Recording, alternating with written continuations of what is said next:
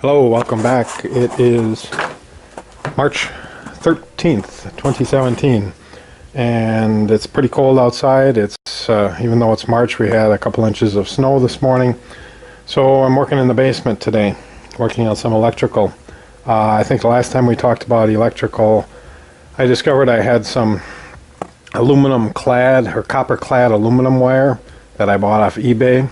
I was able to return the 0 gauge stuff, and I hung on to the 4 gauge stuff, but I got about 50 cents on the dollar for it, but it's better than nothing. So anyways, I sent it back, moved on. I was at Menards here a week or so ago, and I found some cable.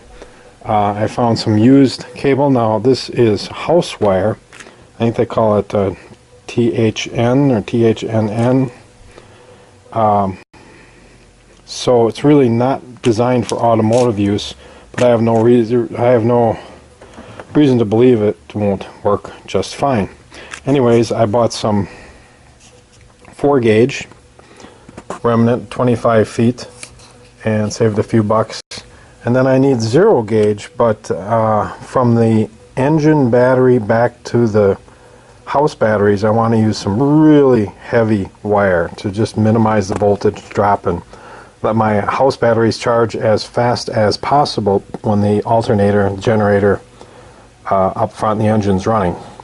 So I got some 2-watt wire, which is basically 0, 0, 2-watt, 2 zeros.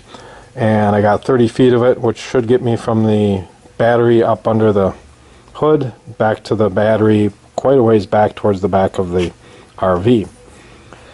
So I'll still need some 0 gauge wire, because I don't plan on using this really heavy stuff any more than I really have to. And I bought a couple of solder-on connectors. Let me show you here in the garbage. Copper lugs, they call them. And this is for the 2-watt wire. These are solder-on lugs.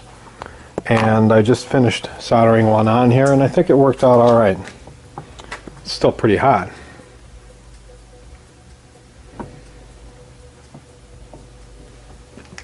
So what I did is I took the lug and I put it in the vise like so, and I put some soldering flux in it. And I also put soldering flux on the stripped wire, and I warmed the wire up just enough so I could really get all that flux into those individual copper conductors, and put it right on top, and I let that flux drip down and get into the copper wire.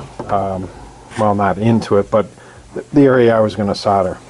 And I started heating this up with a handheld propane torch, and put in solder and more solder and more solder, and basically filled it up with molten solder.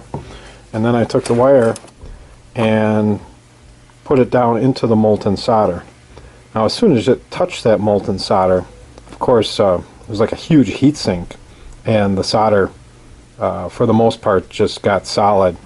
So I had to continue to heat the lug and heat the lug and heat the lug until finally the wire went down into the solder. And it went in so fast it splashed up and kind of hit my fingers. And so I jumped back a little bit. I didn't burn anything. But I had to come back and continue to heat it and heat it and heat it. And I worked that wire around and there, made sure that the copper was really hot to make sure I could get as much solder into those individual copper conductors as possible.